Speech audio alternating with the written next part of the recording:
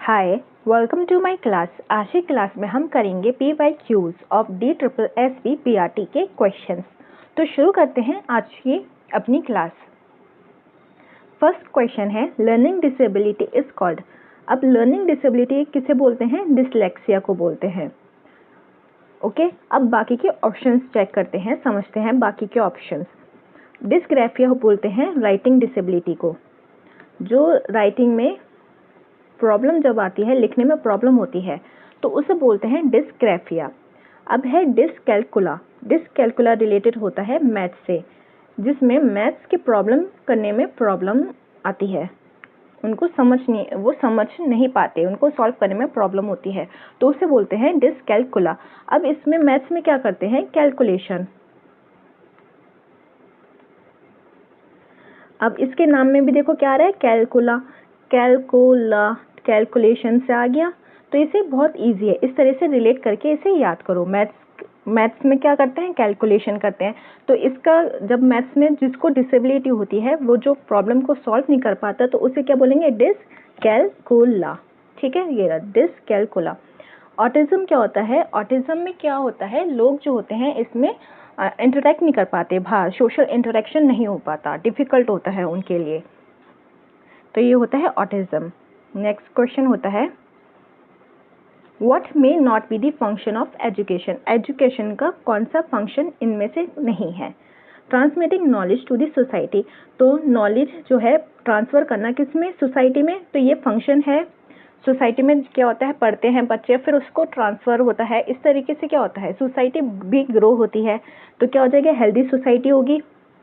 Transformation of society, society का transformation होगा अगर एजुकेशन होगी, लोग पढ़े लिखे होंगे, उनमें इतनी समझ है चीज़ों की, तो उससे क्या होगा? सोसाइटी की ग्रोथ होगी। स्प्रेडिंग ऑर्थोडॉक्स एंड सुपरस्टिशंस, तो ये नहीं होगा, ये फंक्शन नहीं है एजुकेशन का। तो ऑप्शन क्या हो जाएगा आपका? सेकंड हो जाएगा। इसका क्या मतलब है? इसका मतलब है कि जो सुपरस्टिशंस जो होते हैं, अंधविश्वास जो होता है, ऑर्थोडॉक्स जो होता है, वो एजुकेशन उसको बढ़ावा नहीं देता है, तो ये हो जाता है आंसर।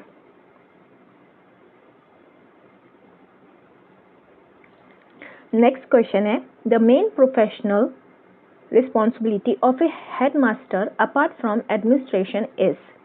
अब जो हेडमास्टर जो होता है स्कूल में, हेडमास्टर या प्रिंसिपल जो होता है, उनकी रिस्पॉन्सिबिलिटी क्या होती है अपार्ट फ्रॉम एडमिनिस्ट्रेशन? एडमिनिस्ट्रेशन तो होती है, उसके अलावा और क्या रिस्पॉन्सिबिलिटी होती है एक प्रिंसिपल की?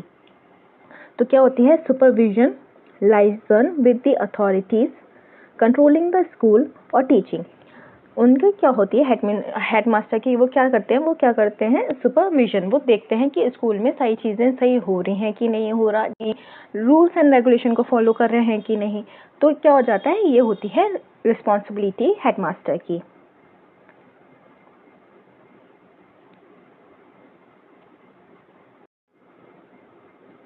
NEP 2020 has modified the structure or pattern of school education as।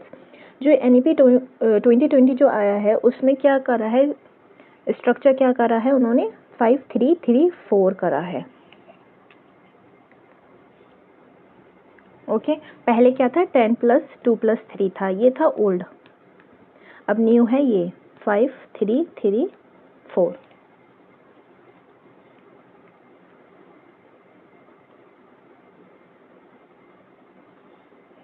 When the child is directly exposed to life situation, the learning is called। अगर एक बच्चे को क्या करा है? लाइफ सिचुएशन जो होती हैं, जो रियल रिस्पॉन्सिबिलिटी या फिर जो रियल में लाइफ में चीज़ें होती हैं, अगर उन बच्चों को ऐसी चीज़ों पे एक्सपोज किया जाए, उनको ऐसे चीज़ों से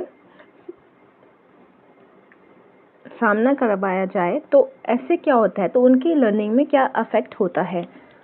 नेचुरल लर्निंग होगी उनकी, या कनेक्टिविटी लर्निंग होगी, एक्सपीरियंशियल लर्निंग होगी, या फिर रियलिस्टिक लर्निंग होगी?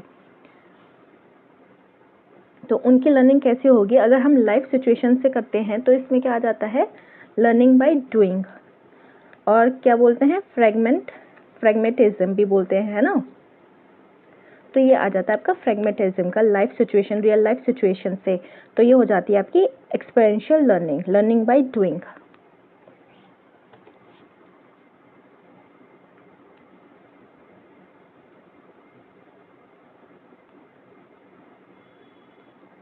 The meaning of learning is, learning का मतलब क्या है? अचीविंग हाई एकेडमिक एक्सेलेंस, जो हमें सिर्फ नंबर ही हमें अच्छे चाहिए, लर्निंग का यही मतलब होता है? तो ऐसा नहीं है, हमें सिर्फ नंबर अच्छे नहीं चाहिए होते, हमें साथ में जो हम पढ़ रहे हैं उसको हमें नॉलेज को याद भी रखना होता है, उसको अपनी लाइफ में लगाना भी होता है। गेनिंग नॉलेज, तो सिर्फ नॉलेज को गेन करना तो नहीं होता, साथ ही साथ उसको अपनी रियल लाइफ में भी अप्लाई करना होता है। मैनिपुलेशन ऑफ सर्कमस्टेंसेस, मैनिपुलेशन में आ जाता है आपका कि किसी से बहला फुसला के अपना काम निकलवाना, तो ये भी नहीं होता, लर्निंग में ये नहीं सिखाया जाता। पॉजिटिव अल्टर्ड बिहेवियर, इसका मतलब होता है कि आपकी जो पर्सनैलिटी होती है, नॉलेज, अगर आपको कुछ नहीं आता पहले, सपोज आपको चीज़ नहीं समझ में आ रही थी, फिर आपको समझ में आ गई, तो आपका क्या होगा, उससे आपका कॉन्फिडेंस भी बढ़ेगा, तो एक आपकी पर्सनैलिटी में क्या आता है, निखार आता है। तो ये होता है लर्निंग्स में क्या आ जाता है, पॉजिटिव अल्टर्ड बिहेवियर। अल्टर का मतलब होता है चेंज, तो एक पॉजिटिव चेंज आता है आपके बिहेवियर में।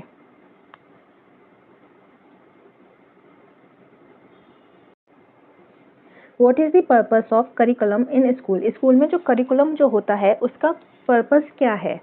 उसका पर्पस ऑप्शन 1 है to standardize learning goals, learning goals को बनाना सिर्फ, to conduct timely examination, examination को करवाना, टू अचीव इंस्ट्रक्शनल ऑब्जेक्टिव्स, जो ऑब्जेक्टिव्स होते हैं उसको कंप्लीट, जो आपका गोल्स है उसको कंप्लीट करना, to complete syllabus in time, तो सिलेबस को कंप्लीट करना समय पे, तो क्या होगा, होगा आपका टू अचीव इंस्ट्रक्शनल ऑब्जेक्टिव्स, क्योंकि सिलेबस को टाइम पे करवाना ये पर्पस नहीं होता करिकुलम का।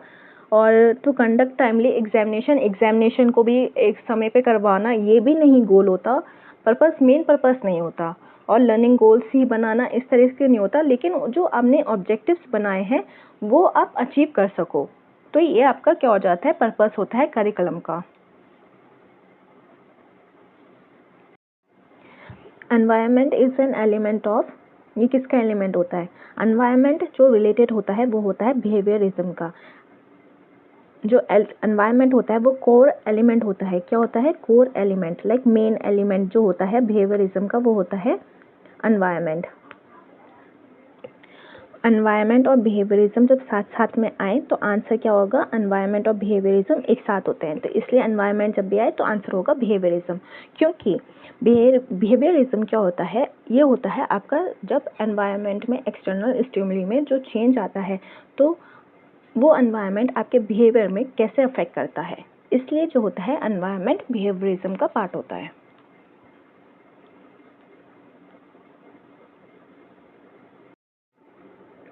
एनहेंस लर्निंग इन क्लासरूम, तो क्लासरूम में लर्निंग जो होगी हमें उसे और अच्छा करना है तो हम उसे कैसे करेंगे?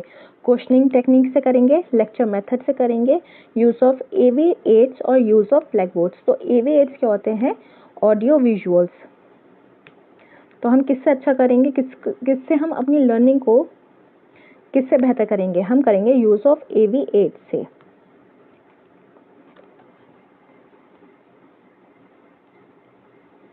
What is experiential learning?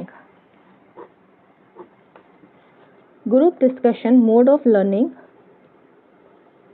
hands-on learning, informal learning और sports integrated learning। Experiential learning होती है जिसमें हम hands-on learning करते हैं, जिसमें हम experiment करते हैं, जिसमें investigatory भी बोलते हैं इसे। तो experiential learning क्या हो जाता है आपका, hands-on learning, बेसिकली experiments जो होते हैं जिसको आप एक्सपेरिमेंट को करके आप सीखते हो, तब इसको बोलते हैं एक्सपेरिएंशियल लर्निंग। तो आंसर हो जाएगा 2।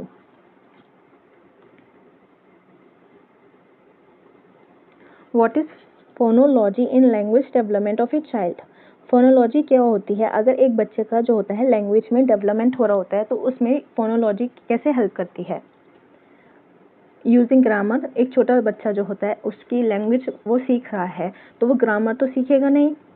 कम्युनिकेशन, कम्युनिकेशन जो होती है फोनोलॉजी नहीं होती। फोनोलॉजी बेसिकली होती है आप जो आवाज़ जो आती है उसको बोलते हैं, जो बच्चा आवाज़ जो करता है उसको बोलते हैं फोनोलॉजी। तो हो जाता है creating sounds at speech, phonology ये होती है। अंडरस्टैंडिंग रूल्स भी नहीं होता, छोटे बच्चे कहाँ रूल्स समझेंगे, तो आपको हो जाता है fourth.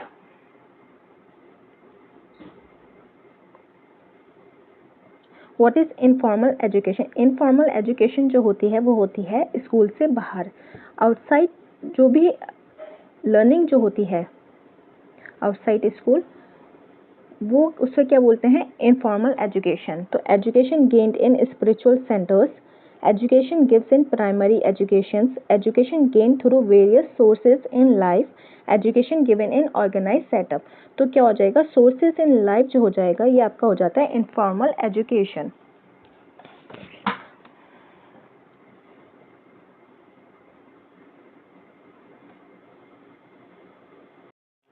The urgent requirement in schools with respect to learning process as emphasized in NEP 2020 is, तो जो रिक्वायरमेंट जो होती है इन स्कूल में, कैसी अर्जेंट रिक्वायरमेंट, किससे संबंध में? लर्निंग प्रोसेस से।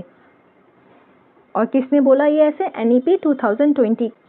तो क्या हो जाएगा? Foundational literacy and numeracy, scientific temper, numerical aptitude और क्रिटिकल थिंकिंग।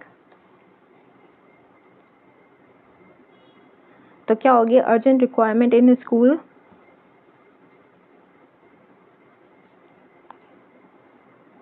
वो होगी फाउंडेशनल लिटरेसी एंड न्यूमरेसी। ये क्या है? ये NEP 2020 का, NEP 2020 में इसको दे रखा है, foundational literacy and numeracy.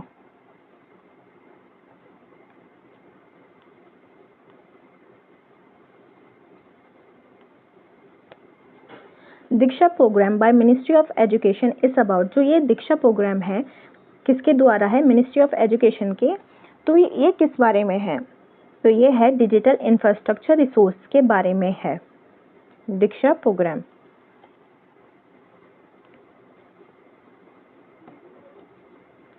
Which type of relationship enhance learning among teacher and student? एक टीचर और स्टूडेंट के बीच में कौन सी कैसी रिलेशनशिप लर्निंग को बढ़ावा देगी?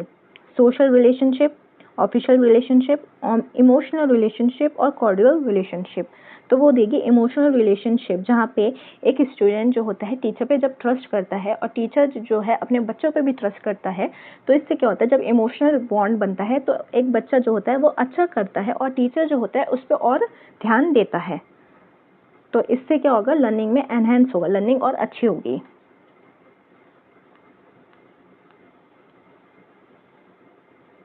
Maturation with reference to child growth is, maturation क्या होती है? जब एक बच्चे की जब ग्रोथ होती है तो उस रेफरेंस में मैच्योरेशन क्या होती है? फीलिंग्स होती है, physical, psychological and adoptive change in child growth ये होती है, या इंटरेस्ट होता है या इमोशन होता है? तो क्या होती है? फिजिकल, साइकोलॉजिकल और अडॉप्टिव चेंज जो होता है चाइल्ड ग्रोथ में उसको बोलते हैं maturation.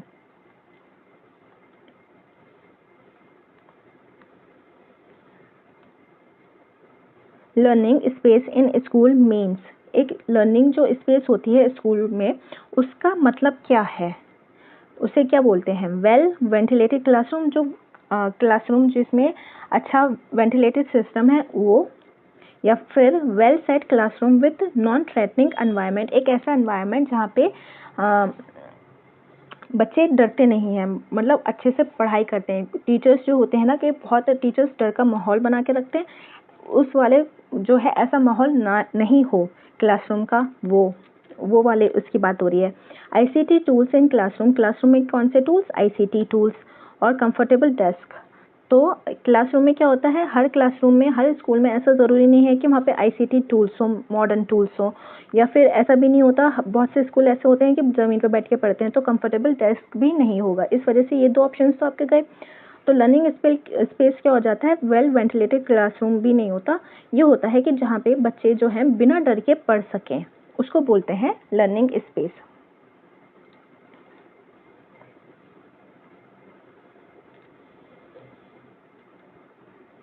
Instruction in mother tongue eight primary stage of education deals under which article of constitution of India. एक जो बच्चा होता है प्राइमरी स्टेज पे, वो बिना अपनी मदर टंग में पढ़ सके, अब एजुकेशन जो हो, एजुकेशन अपनी मदर टंग में ले सके, तो ये कौन से आर्टिकल में दे रखा है? ये दे रखा है आर्टिकल 350A में। What is pedagogy? तो पेडागॉजी क्या होती है? It is a broad range of teaching methodology including assessment and instruction. ये क्या होती है कि एक ये टीचिंग मेथडोलॉजी होती है जिसमें असेसमेंट किया जाता है, इंस्ट्रक्शंस दिए जाते हैं, तो ये होती है पेडागॉजी। हो सकता है ये ऑप्शन हो। टाइप ऑफ लर्निंग एक्टिविटी, क्या पेडागॉजी क्या होती है? एक लर्निंग एक्टिविटी होती है, तो लर्निंग एक्टिविटी नहीं होती। Group of teaching learning materials, तो ये टीचिंग लर्निंग मटेरियल्स नहीं होते। टीचिंग लर्निंग मटेरियल्स वो होते हैं जब टीचर को जो अपना सब्जेक्ट या फिर जो भी टॉपिक पढ़ाना होता है उसको समझाने के लिए वो जो मटेरियल्स जैसे कि चार्ट पेपर्स, डायग्राम्स या मॉडल्स जो ये इस्तेमाल होते हैं, इसको बोलते हैं teaching learning materials. Lesson plan execution, lesson plan का एग्जीक्यूशन भी नहीं होता, लेसन प्लान टीचर्स बनाते हैं। तो बेसिकली टीचिंग पेडागॉजी क्या होती है? आपकी टीचिंग मेथडोलॉजी होती है। तो आपका हो जाएगा option answer number 1 is the behavioural trait in adolescent. कौन सा इसमें से बिहेवियर ट्रेट है किसका? एडोलसेंट का। फ्रस्ट्रेशन, मैल एडजस्टमेंट, एग्रेशन और स्ट्रगल विद देयर आइडेंटिटी। इसमें हो जाएगा बिहेवियर ट्रेट। तो ये तो इसमें ऐसे हैं कि फ्रस्ट्रेशन भी होते हैं और स्ट्रगल विद देयर आइडेंटिटी भी होता है, एग्रेशन भी होता है, लेकिन हमें एक चूज़ करना है और हम मेन वाला चूज़ करेंगे। जब इस तरह से बहुत सारे ऑप्शन जाते हैं तो हम जो परफेक्ट या फिर जो मेन जो होता है हम उसे चूज़ करते हैं। तो हो जाएगा हमारा एग्रेशन, कि वो जल्दी जल्दी बात पे क्या हो जाते हैं, वो चिढ़ जाते हैं, उनको जल्दी जल्दी बात पे, छोटी छोटी बातों पे क्या होता है, गुस्सा साथ। तो ये हो जाएगा।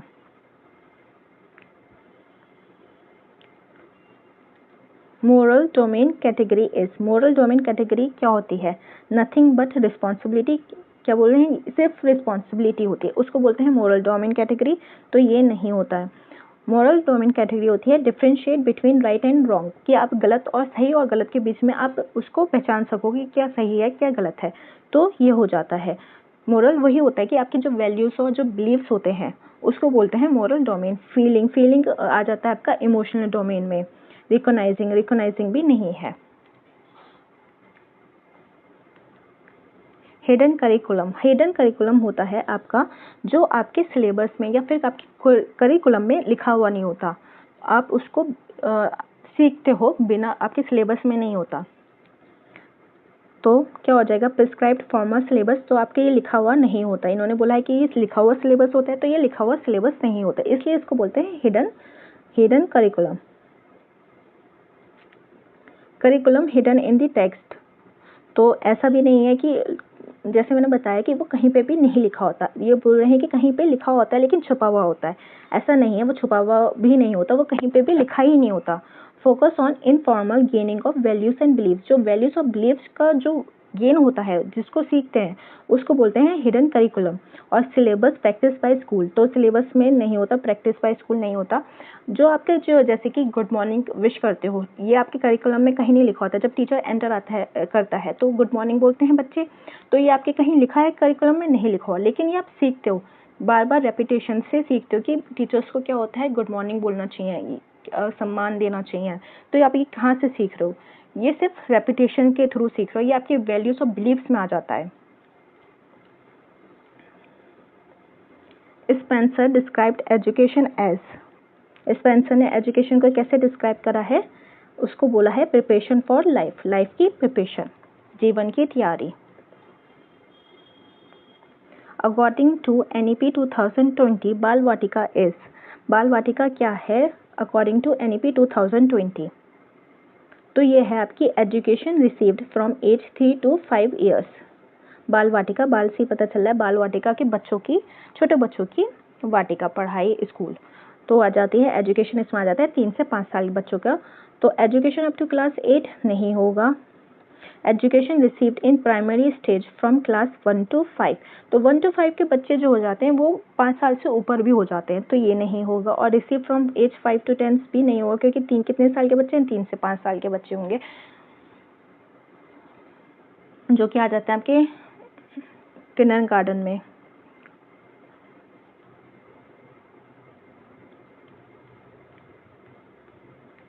Which of the following could be community resource in learning. इसमें से कौन सी ऐसी कम्युनिटी है जो लर्निंग में हेल्प करती है? कौन सी करेगी? सिनेमा हॉल करेगी, टेम्पल, हॉर्स स्टेबल और फायर स्टेशन। तो वो करेगी फायर स्टेशन। क्यों? क्योंकि क्या होता है, स्कूल जो होते हैं कई बार आपको एक स्टडी टूर पे लेके जाते हैं, ठीक है। उस स्टडी टूर में आपको फिर वहाँ पे सिखाते हैं कि ये चीज़ें कैसे जो है हेल्प करती हैं। अब क्या हो जाएगा, सिनेमा हॉल में आपको लेके जाएंगे, आप वहाँ पे कुछ नहीं सीखोगे, टेम्पल में भी कुछ नहीं सीखोगे, हॉर्स स्टेबल में भी नहीं सीखोगे। फायर स्टेशन पे जाके क्या होगा, आपको वहाँ पता चलेगा कि जो फायर फाइटर्स होते हैं आग को कैसे बुझाते हैं, और जो पानी वगैरह जो होता है, ये सारी चीज़ें आपको सिखाई जाती हैं वहाँ पे, उसके बारे में आपको समझाया जाता है। फिर उसके बाद आपको प्रोजेक्ट बनाने को दिया जाता है, प्रोजेक्ट बनाना होता है, फिर आपने उसमें क्या सीखा ये सब आपको लिखना पड़ता है। तो ये क्या हो गया, आप फायर स्टेशन से सीख सकते हो, इसलिए आपका आंसर आएगा फायर स्टेशन। तो आज की क्लास ये थी। आई होप आपको क्लास अच्छी लगी हो। बताना कमेंट सेक्शन में आपको क्लास कैसी लगी है। आपको जो भी फीडबैक देनी हो आप कमेंट सेक्शन में दे सकते हैं। अगर क्लास अच्छी लगी हो लाइक और सब्सक्राइब करना। मिलते हैं नेक्स्ट क्लास में।